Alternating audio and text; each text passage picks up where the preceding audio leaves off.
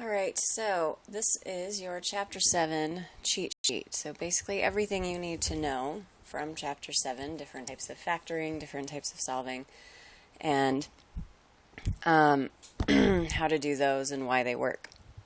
So this is going to be a fairly lengthy video, my apologies. The important thing to remember with this is even once you have this, once you have all the instruction, once you have the examples, that's helpful, but it's not going to be enough without the practice. Getting the practice on these things and doing it over and over and over again until you can do it with any different type of problem is going to be the best indicator that you are comfortable doing what you're doing. So the general factoring instructions, what we always want to start with is a GCF. See if there's a greatest common factor. So is there a number that everything can be divided by? If there is, then factor it out. If there is not, then you're going to continue on to number 2. The next thing you need to do is figure out the number of terms. If there's 2 terms, you're going to check if it's a difference of squares, and that box is on the back of this worksheet, so we'll get to that one. If there are 3 terms, you want to check if it's a perfect square trinomial. We'll also check that on the back. And if not, you're going to try factoring either with the box and diamond or with the algebraic grouping, depending on which you're more comfortable with. If there are 4 terms, then you're probably going to try factoring by grouping if none of those terms are like terms. And even if they are like terms, you're probably going to factor by grouping. So once it's factored, you're going to check to see if any of those factors with more than one term can be factored any further, and if so, you should factor those further. Generally speaking, once you factor out a GCF and then you factor from there, you're probably not going to have to do number 3, but it's definitely possible. And then you want to check your answer by multiplying. That particular step we're going to do on just a couple of them, but not every single one because there's just not space for it. So the first thing that we're going to be doing, and I'm going to zoom in here a little bit, is factor out a greatest common factor. So this can be done with any number of terms, and it's always the first step that you want to take. And basically what we're doing is undistributing. So when we have something like this, and we multiply it out, a times b plus a times c, that gives us ab times ac. What that means is that a is our greatest common factor. So we're basically going from our standard form backwards to our factored form. So this one, just to clarify, that's our factored form, and that's our standard. Factored form, not multiplied out, standard form, multiplied out. So you're looking for something that a number and or you're looking for a number and or a variable that all terms can be divided by. So, for example, if I look at 10x squared and 5x, those both have an x in them, so I know I'm going to divide out an x. 5 and 10 are both divisible by 5. So I'm going to divide out a 5x from both of those. And it doesn't just disappear. That's the important thing, is you have to put that out front. So 5x, and then 10x squared divided by 5x. 10 divided by 5 gives us 2. X squared divided by x gives us x. Bring down the plus. 5x divided by 5x is 1. So this right here is my factored form. In this particular case, 2x plus 1, that factor can't be factored any further, so I'm not going to worry about that. In other cases, you may have to factor further, but that's not the point of what we're doing in this particular box. This can also happen with multiple variables. This one we have to look at, we're going to look at the coefficients first. We have 3, 2, and then we have 1. So those don't have a greatest common factor other than 1, so that's not helpful to us. We have x to the third, x, and we have no x's in this one, so we can't divide out any x's. What we can divide out is a single y. That's the most we can take out of this. And we're going to put that y out front. So the x to the third stays put. Y to the fifth divided by y becomes y to the fourth. And if you don't understand that part, then you should refer back to Chapter 6, Dividing Polynomials, and that should help you out. Then 2, x stays put again, y to the third over y gives us y to the second. And then plus, the y's divide out in this case to 1, so we end up with plus 3. And that's our answer on this one. That's the most we're going to do with this one for the GCF. The next is when we have 3 terms using the box and diamond method. So this is kind of swapped from what I would normally do, but this is the best picture I could find. You start with your first term, so that ax squared, and your last term in opposite corners. Then you multiply those two to give you the top of the diamond here. So you take your middle term, that bx, and put it on the bottom. So what you're looking for are 2 numbers, 2 side numbers, that are going to multiply together to give you your top number and add together to give you your bottom number. Once you have those, you put those here and here. Once you have all of the boxes inside filled out, you factor out your greatest common from, the GCF from the from the rows and columns, and then you move on from there. So we'll do this example, but this is kind of a general setup for you. And this, by the way, is technically factoring by grouping. It's just a visual aid or an organizational aid that helps.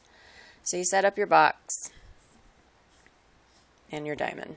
I'm going to start with my first term, 8x squared, and my last term. Watch out for the negatives. This is the negative 3. And I'm going to multiply those 2 terms. So 8x squared times negative 3 gives me negative 24x squared. And my bottom number is going to be negative 10x. So I need 2 numbers that add up to give me negative 10x, but multiply to give me negative 24. We're not going to worry about the negatives. What we're going to do is factor 24. So I always start with 1 and 24. 24 divided by 2 is 12. 24 divided by 3 is 8. 24 divided by 4 is 6. 24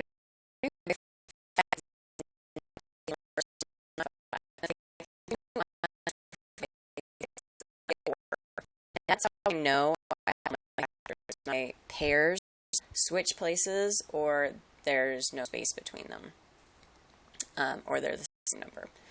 So I have all my factors now. They basically start to repeat after this.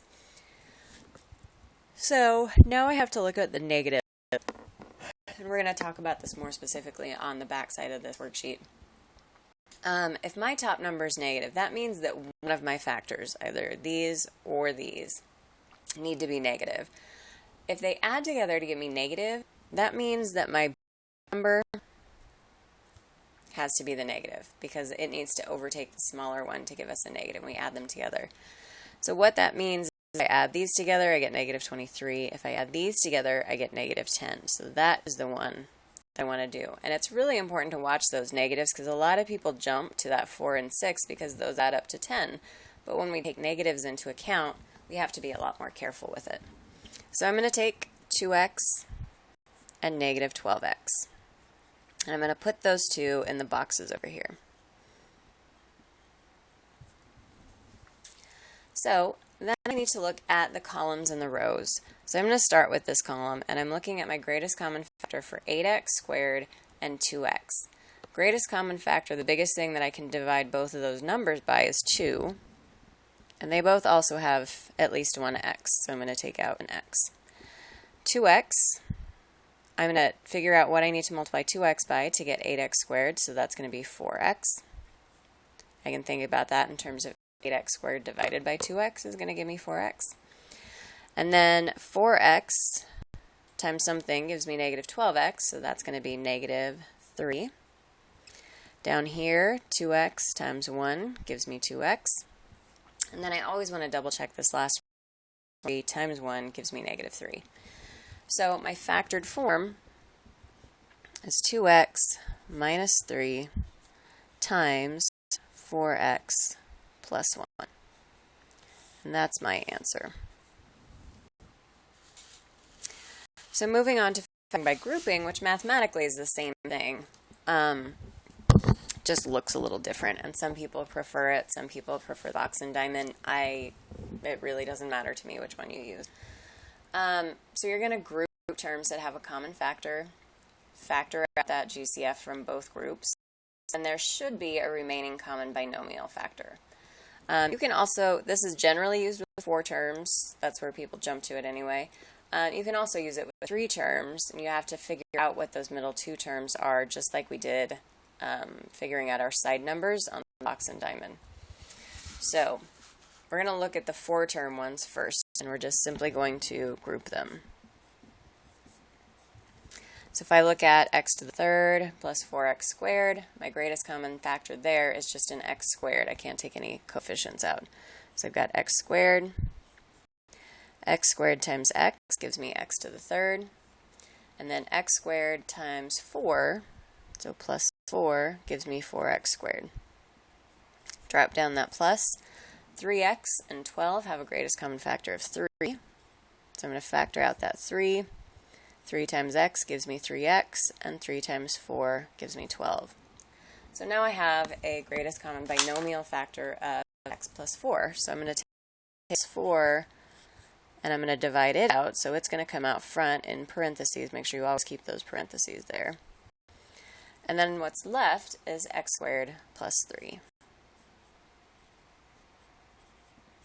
And that is my factor form that I ran into the next one. For that one. So the next one, I have both x and y's. Doesn't change anything. One thing you want to make sure you do, if there's a negative there, it needs to stay with that number. And you're going to drop down a plus to put in between these two. So from xy and 5x, the only thing I can factor out of that is an x. So x times y 5, and then drop down a plus. Negative 4y and negative 20 are both divisible by a negative 4, so I'm going to bring out a negative 4, and this is going to be y plus 5, because negative 20 by negative 4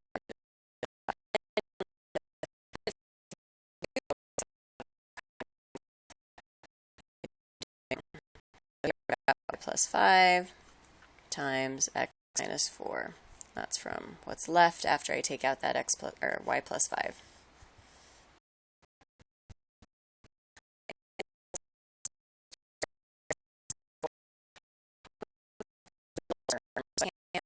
Just yet. I have to figure out what those 2 middle terms are going to be.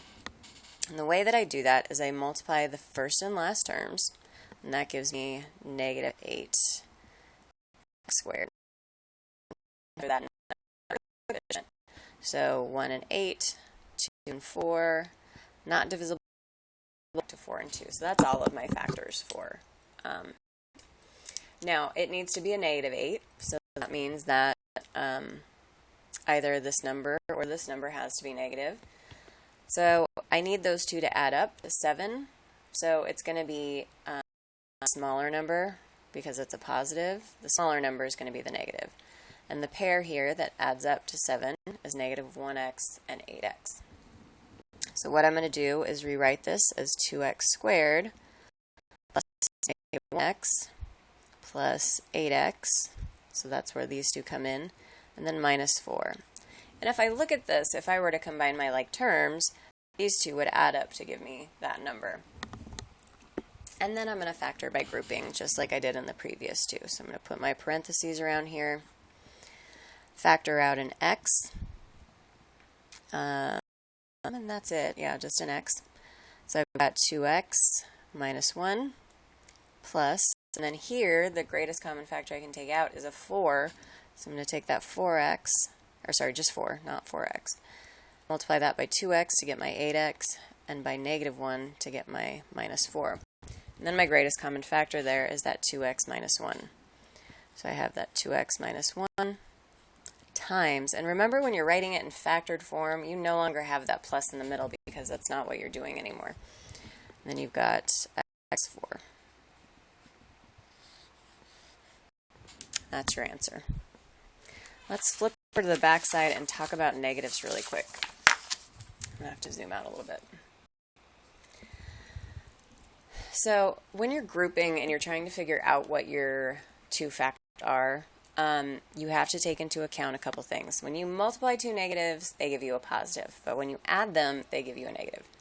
If you multiply two positives, you get a positive. Add them will give you a positive as well. When you're multiplying a positive and a negative, that's always going to give you a negative number, but you have to be careful about which one is going to be negative. If the bigger number is negative, their sum will be negative, and if the smaller number is negative, then their sum will be positive. So I'm going to put this in terms of the diamond in these four different situations. If I have a positive on top, that means they multiply together to give me a positive number. That means either both of my side numbers are going to be negative or both my side numbers are going to be positive. So if both my side numbers are negative, bottom has to be negative. If both my side numbers are positive, bottom has to be positive. Now, if my top number is negative, meaning they multiply together to give me a negative number, then one of them has to be negative and the other has to be positive. Now, if my bottom number is positive,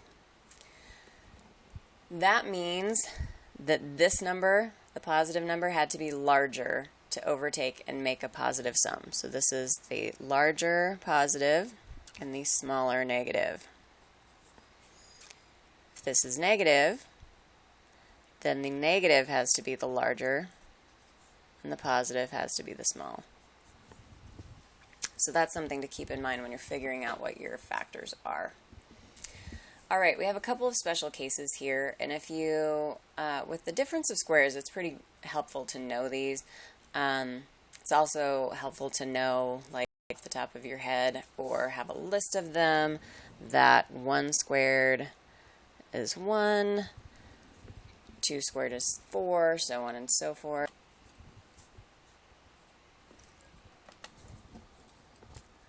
So down the side, very small, I've written my first 15 perfect squares. And it's a good thing to notice those just because when we're doing the perfect square trinomial as well as the difference of squares, if you know those numbers off the top of your head, it's much easier to determine if something is a difference of squares or a perfect square trinomial. So with the difference of squares, if I am subtracting and a is a perfect square and b is a perfect square, then those two factor out to be a plus b times a minus b. So what you want to do is, if you have two terms, you're going to check and see if your first and your last term are perfect squares. And if they are, and they're being subtracted, that's a difference of squares. So 4x squared has a perfect square root of 2x, and 81 has a perfect square root of 9. So you're going to go 2x plus 9 times 2x minus 9. On this one, I'm going to real briefly show you why that works. This is, by the way, my answer, my factored form. If I take 2x plus 9 and I multiply it by 2x minus 9, 2x times 2x gives me 4x squared. 2x times negative 9 gives me negative 18x. 9 times 2x gives me positive 18x, and 9 times negative 9 gives me negative 81. So what happens here is I have a negative 18 and a positive 18x. Those two add out, and that's what happens to my middle term. So I'm left with only the first and the last term, and that's how we can factor those difference of squares. On this one, I can also do that with two variables. Square root of 25x squared is 5x. Because 5 times 5 gives me 25, x times x gives me x squared. Square root of 4y squared is 2y. So 5x plus 2y times 5x minus 2y. And that's my factored form of that one. Perfect square trinomials can be a little bit trickier to catch, and you can use the box and the diamond or the grouping on these as well. Sometimes it's just going to give you some bigger numbers that you don't want to deal with.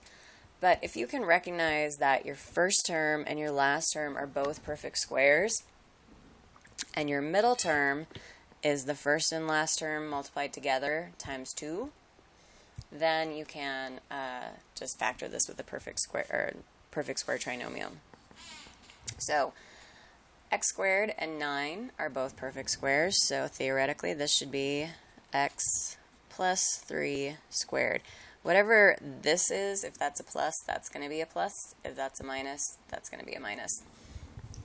Now, what I want to check is if x times 3, 3x, and then multiplied by 2 is going to give me 6x. So x times 3 is 3x times 2 is 6x, so this is a perfect square trinomial. So that is my answer. I'm also going to check this really quick by multiplying the whole thing out. X plus 3 squared is x plus 3 times x plus 3. So if I multiply that out, I've got x squared plus 3x plus 3x plus 9. So if I add those together, 3x plus 3x gives me that 6x, so I'm good to go on that one. On the other one, 16x squared is a perfect square. 25y squared is also a perfect square. So if my middle term works out okay, this should be 4x plus 5y squared. So to check my middle term, 4x times 5y is 20xy. 20xy times 2 is 40xy.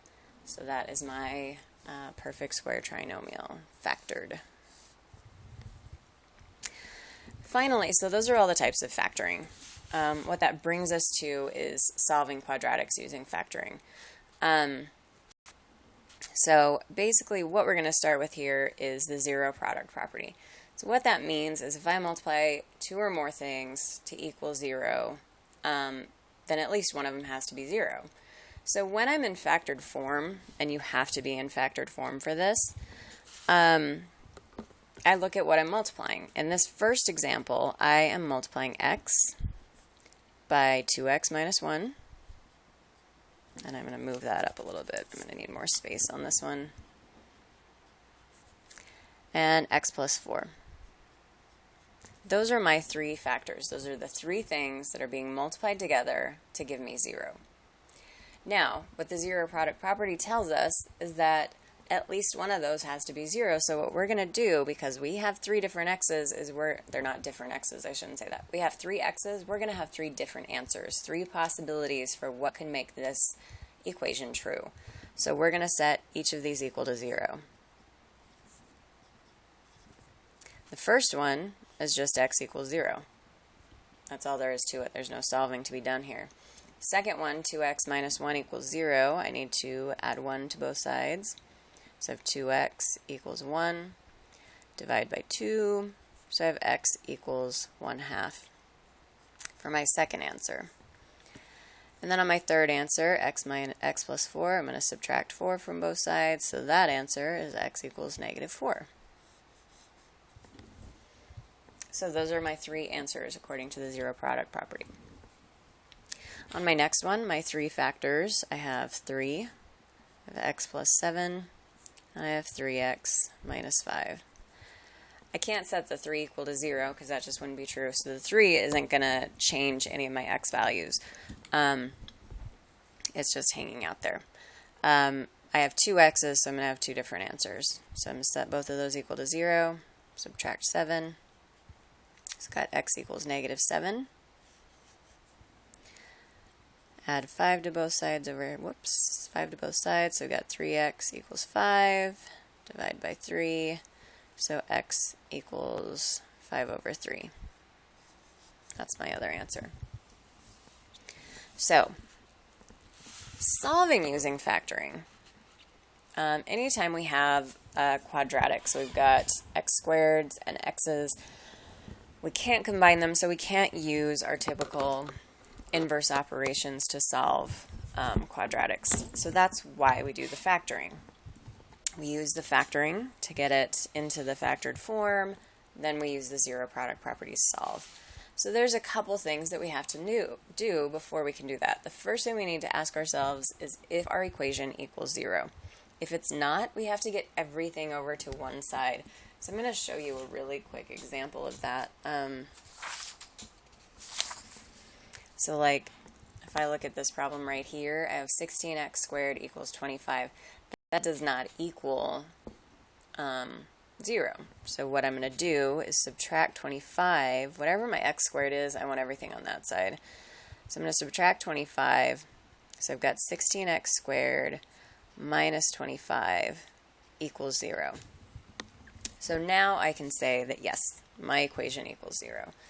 Then is my equation factored? And if it's not, I have to go back through one of these factoring things that I did on the rest of this worksheet. On this particular one, because it's 2 terms, I'm going to check for the difference of squares. If it's 3 terms, I'm going to use either perfect square trinomial, I'm going to use box and diamond, I'm going to use algebraic grouping. Whatever works best for me or whatever makes the most sense, I'm going to factor it. In this particular case, this is the difference of squares, so I'm going to do 4x minus 5 and 4x plus 5 equals 0. Now I'm in factored form, and I equal 0, so now I can solve it using the zero product property. So set both parts equal to 0, so 4x minus 5 equals 0, and 4x plus 5 equals 0. Add 5 to both sides. 4x equals 5. Divide by 4. So x equals 5 over 4. On the other one, it's going to be just like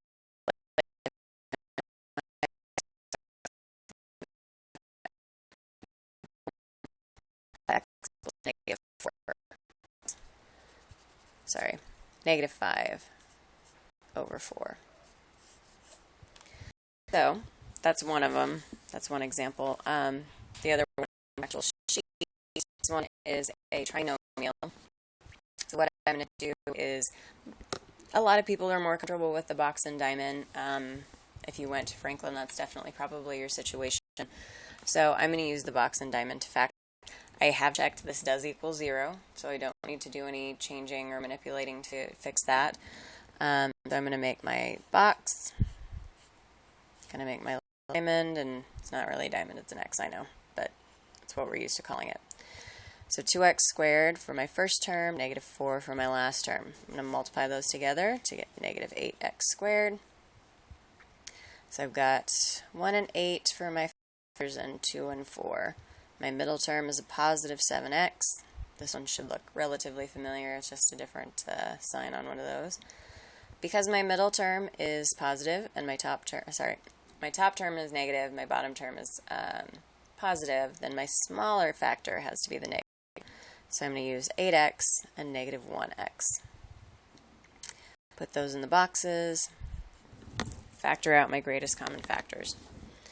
So 2x squared and 8x have a greatest common factor of 2x. 2x times x gives me 2x squared. X times negative 1 gives me negative 1x. 2x times 4 gives me 8x. And then 4 times 1, negative 1, gives me negative 4. So my factored form of this equation now is x plus 4 times 2x minus 1 equals 0. And then I take that further step and use the zero product property to solve. So x plus 4 equals 0, 2x minus 1 equals 0. Subtract 4, so x equals negative 4. Add 1,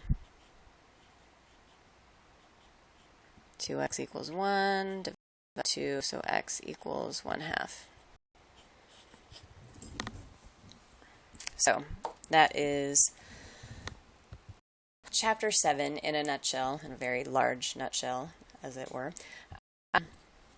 So the important thing here is you want to have these notes so you can have a little guide in the right direction. However, the biggest thing that's going to help you is practicing this and getting it practiced and practiced and practiced and practiced.